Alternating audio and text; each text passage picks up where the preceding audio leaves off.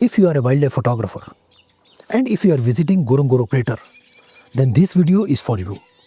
In this video, I am going to tell you 5 unique photographic opportunities, not the animals, but the 5 photographic opportunities which you will get only in Ngorongoro crater and nowhere else in Africa. I will also discuss the camera settings which are required to take these 5 photographs and also discuss the perspective from which you should take this photograph. By the end of this video, you will appreciate why these 5 photographs are so unique and special from a photographer's perspective. The entire crater floor is surrounded by the rim wall.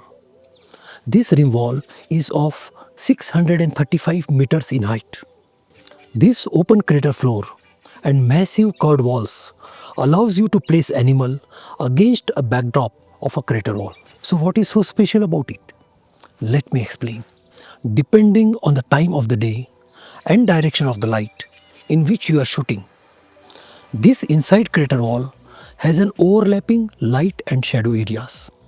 Mostly it is the shadow area which dominates because of this huge height of a crater rim. Now the animal is in the floor, which is lit by the direct sun, and background is in the shade. So this type of lighting situation demands that you use a white balance or a Kelvin temperature of around 5200. That is a preset of direct sunlight. Now when you use this direct sunlight preset or a 5200 Kelvin plus minus 200, you will reproduce a true color of the animal because animal is directly lit by the sun. But the background, which is in shade, requires a Kelvin temperature of around 6200 or maybe 6800. Now when you are using a lower Kelvin temperature than what is required for the background will have a bluish tinge. So this setting will render not only the brightness but also the color contrast. Do you think you can get such type of image anywhere else apart from the Ngorongoro crater? Ngorongoro crater has a unique landscape. Lake Magadi and its many tributaries makes it multi-layered. Crater ring adds to this multi-layer.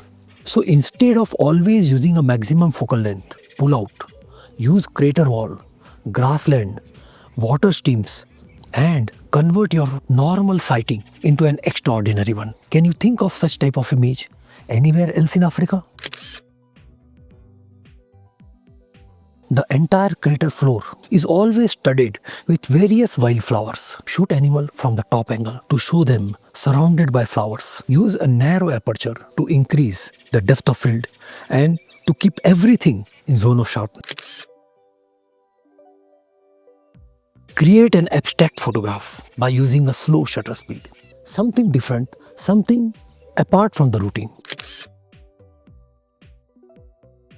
Ngorongoro is probably the most visited wildlife destination in Africa. Almost everyone coming to Serengeti will visit Ngorongoro. They may either go to North, Central or South Serengeti depending on the season. But invariably everyone goes to this area known as Ngorongoro crater because it is also a UNESCO World Heritage Site. So Ngorongoro crater throughout the year flooded by the tourists, and this makes the animal used to the large exodus of tourists, and they are comfortable with safari vehicles. This allows you to get a very close shot, shoot at a maximum focal length, take something different. On the other hand, go wide, as wide as 14 millimeter.